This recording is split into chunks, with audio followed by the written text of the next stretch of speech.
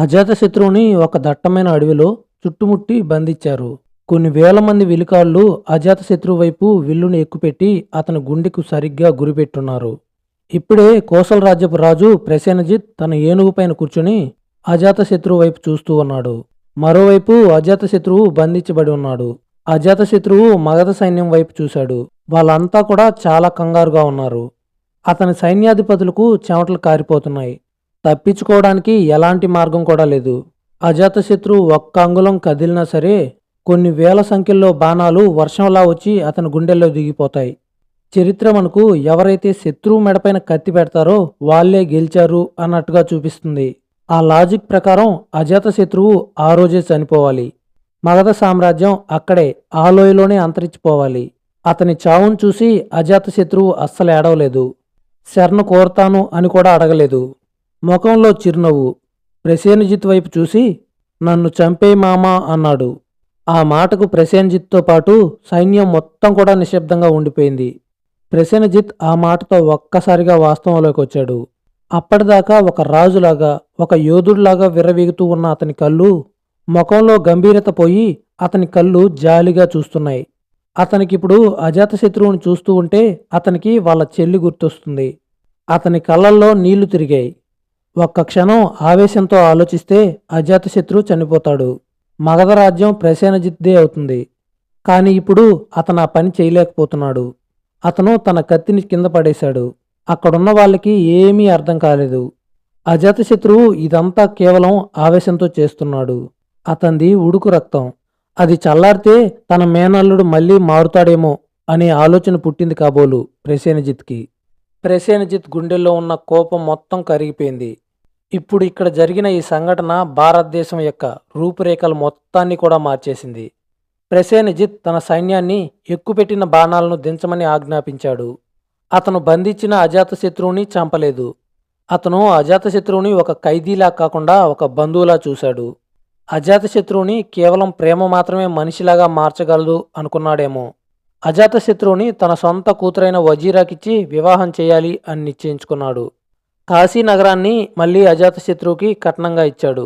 అజాతశత్రువు తిరిగి మగధ రాజ్యానికి ఒక ఓడిపోయిన వ్యక్తిలా కాకుండా తిరిగి గెలిచిన మహారాజులాగా వచ్చాడు. అతనికిప్పుడు జీవితంలో కావలసినవన్నీ మళ్ళీ తిరిగి వెనక్కి వచ్చాయి.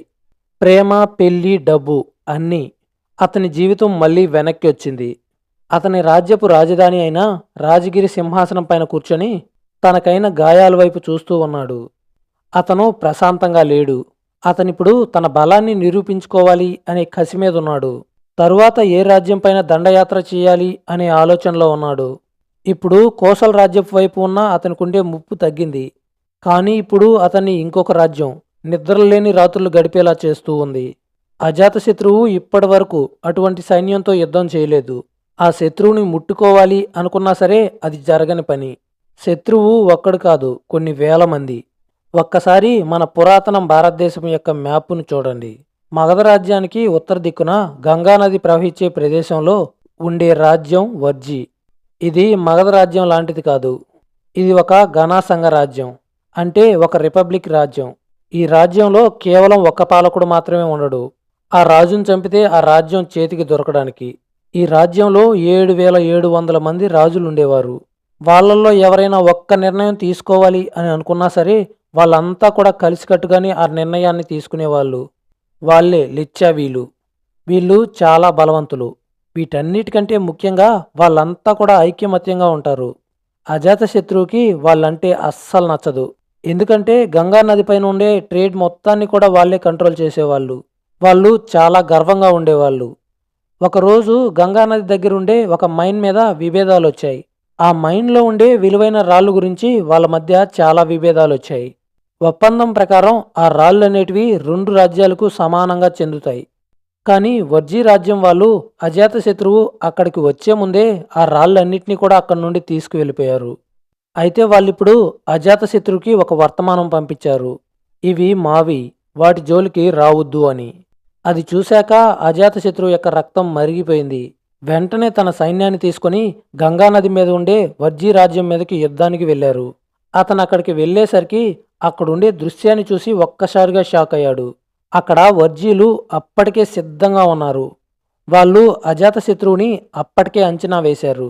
అజాతశత్రువుని అంచనా వేయడమే కాదు, వాళ్ళంతా కలిసి ఒక ప్రణాళిక ప్రకారం అజాతశత్రువుని ఓడించడానికి సిద్ధంగా ఉన్నారు.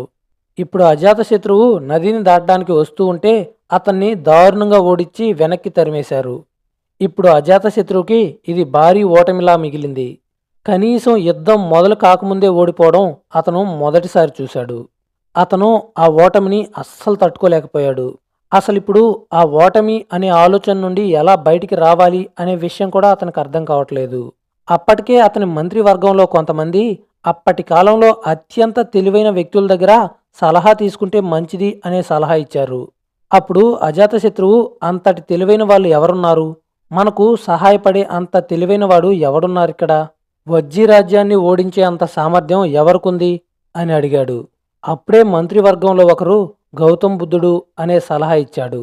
అతనిప్పుడు మంత్రివర్గంతో పాటు గౌతమ్ బుద్ధుడి దగ్గరికి వెళ్ళాడు. గౌతమ్ బుద్ధుడి దగ్గరికి వాళ్ళు ఆయన ఆశీస్సుల కోసం వెళ్ళలేదు.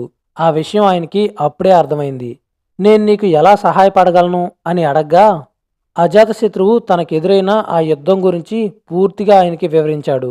అలాగే వజ్జీ రాజ్యాన్ని ఎలా ఓడించగలం సలహా ఇవ్వమని అడిగాడు. అందుకు గౌతమ్ బుద్ధుడు నవ్వుతూ, వజ్జీ రాజ్యంతో యుద్ధము అంటే తేనెటీగల సమూహంతో యుద్ధానికి వెళ్ళినట్టే. ఒక పురుగును చంపుతావు, 2 పురుగులను చంపుతావు, లేదా 100 పురుగులను చంపుతావు. అలా నువ్వు చంపుతూ ఉంటే పురుగులు వస్తూనే ఉంటాయి. ఈ యుద్ధం ఎప్పటికీ అలా సాగుతూనే ఉంటుంది. అలా చిట్ట చివరకు ఆ పురుగులు నిన్ను కుట్టి కుట్టి చంపేస్తాయి. వాళ్ళను ఓడించడం ఎవ్వరికీ సాధ్యం కాదు అని గౌతమ్ బుద్ధుడు చెప్పాడు. ఆ మాటలు వినడానికి అజాతశత్రువుకి అస్సలు నచ్చలేదు. మందిరంలో అతని మనసులో గౌతమ్ బుద్ధుడు చెప్పిన మాటలే ప్రతిధ్వనిస్తున్నాయి. ఇప్పుడు అజాతశత్రువులో ఒక నిరాశ మొదలైంది. మళ్ళీ ఇప్పుడు అతని మంత్రులను పిలిపించాడు. వాళ్ళందరినీ మనం ఇప్పుడు ఏం చేయాలి అని అడిగాడు. అందులో వర్షకల అనే అతను అజాతశత్రువు యొక్క ప్రైమ్ మినిస్టర్. అతను లేచి వాళ్ళతో సంధి చేసుకోవడం మంచిది అని సూచించాడు. ఎందుకు అని అజాతశత్రువు అడిగితే, అది చాలా బలమైన రాజ్యం ప్రభు, మనం వాళ్ళని ఏమీ చేయలేం ఇలా సమాధానం ఇచ్చాడు. అప్పుడు అజాతశత్రువు అసలు బుద్ధుడి దగ్గరికి వెళదాము అని సలహా ఇచ్చింది ఎవరు అని చూశాడు. అది కూడా వర్షధారని. ఇప్పుడు అతని మీద అజాతశత్రువుకి చాలా కోపం వచ్చింది. అతన్ని నీ గౌతముడికి వర్జీ అంటే ఇష్టం అని నీకు ముందే తెలుసా అని అడిగాడు. ఆ ప్రశ్న అతనికి అర్థం కాలేదు. అతను తడబడ్డాడు. ఇది చూసిన అజాతశత్రువుకి కోపం కట్టలు తెంచుకొని వచ్చింది. నువ్వు రాజ్య ద్రోహివి.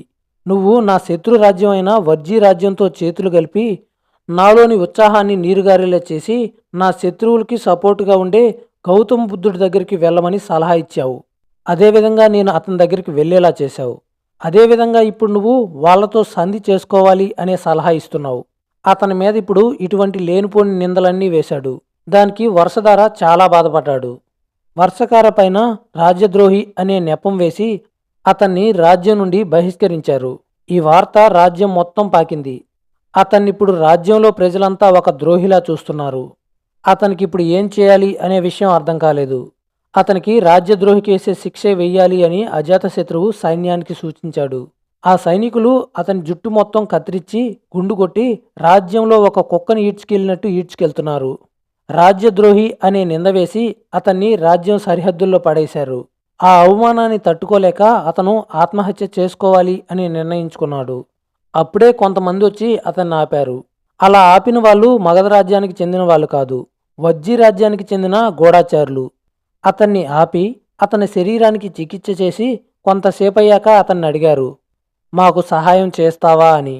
అతను అప్పటికే అవమానంతో రగిలిపోతూ ఉన్నాడు కాబట్టి అందుకు ఒప్పుకున్నాడు. అయితే వాళ్ళు ఇలా చెప్పారు, నిన్ను వజ్జీ రాజ్యం దగ్గరకు తీసుకుని వెళ్తాం. అక్కడ అసెంబ్లీ ముందు నిరూపించుకో, నీకింకో అవకాశం ఇస్తాము అని చెప్పి ఒక సలహా ఇచ్చారు. అందుకు అతను ఒప్పుకున్నాడు. ఉత్తరం వైపున్న వజ్జీ రాజ్యం యొక్క రాజధాని అయిన వైశాలి నగరం దగ్గరకు వచ్చాడు.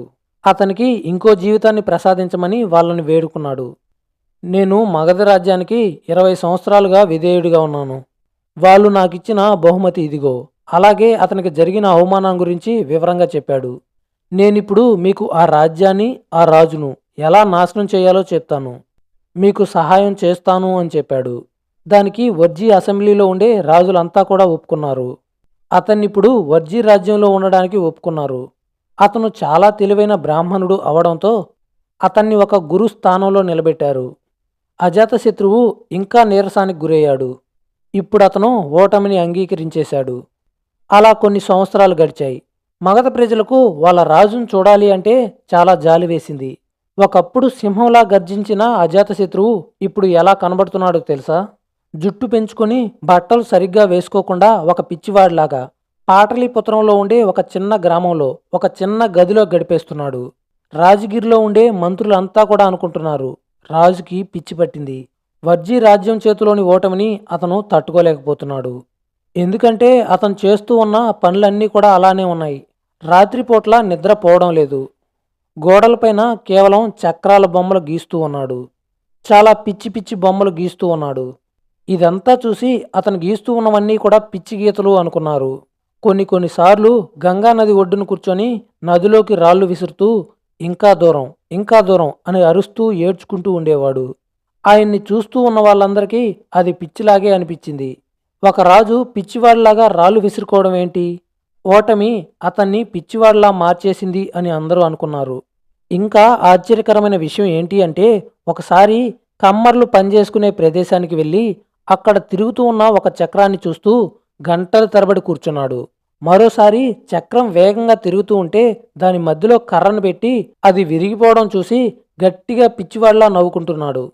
మంత్రులు ఇదంతా చూసి భయపడ్డారు. రాజుగారు పూర్తిగా మతి కోల్పోయారు. చక్రాలతో ఆడుకుంటున్నారు అని ఫిక్స్ అయిపోయారు. బయట ప్రపంచం అంతా కూడా ఇప్పుడు నిర్ణయించుకుంది మగధ రాజ్యం పని ఇంకా అయిపోయింది అని. అజాతశత్రువు పని ఇంకా అయిపోయింది. వర్జీ రాజ్యం ఇంకా బలంగా ఉంది. ఎప్పుడో ఒకప్పుడు వచ్చి మగధను మళ్ళీ ఆక్రమించుకుంటుంది. కానీ ఒక్క విషయం ఎవ్వరికీ తెలీదు. కానీ ఇంత జరుగుతూ ఉన్నా సరే పిచ్చివాళ్లా కనబడుతూ ఉన్న ఆ రాజు కళ్ళలో అస్సలు భయం కనబడడం లేదు. కేవలం నైరహస్యం మాత్రమే కనబడుతూ ఉంది. ఆ నైరహస్యం ఎప్పుడు పోతుందో ఎవ్వరికీ అర్థం కావడం లేదు. ఒకరోజు అతను చీకటి గదిలో పని చేసుకుంటూ ఉంటే ఆ చీకటి గదిలోకి ఒక భిక్షగాడు వచ్చాడు. ఆ బిచ్చగాడు అజాతశత్రువు ముందు ఒక దుమ్ము పట్టిన కాగితాన్ని విసిరేసి అక్కడి నుండి వెళ్ళిపోయాడు. అదేదో సహాయం కోసం రాజుకు బిచ్చగాడిచ్చిన విన్నపం అని అందరూ అనుకున్నారు.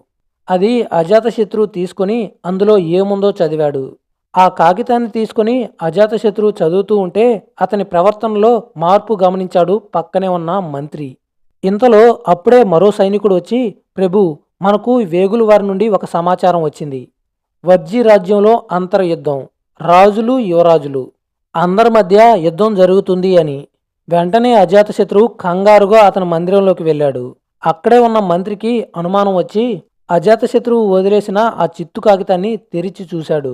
అందులో ఇలా రాసి ఉంది, గొర్రెలు తప్పిపోయాయి, కాపరి రావాలి. అది చూసి అతనికి ఏమీ అర్థం కాలేదు. కానీ ఆ కాగితంలో కొంచెం పక్కగా చూస్తే ఒక పేరు కనబడింది, వర్షకార. ఆ పేరును చూసిన మంత్రికి అస్సలేమీ అర్థం కాలేదు. అసలు ఈ లేఖలో వర్షకార అనే పేరు ఎందుకుంది, తరువాత ఏం జరిగింది అనేది మనం తర్వాత ఎపిసోడ్లో తెలుసుకుందాం. వీడియో నచ్చితే వీడియోకి ఒక లైక్ ఇచ్చి ఛానల్ని సబ్స్క్రైబ్ చేయండి.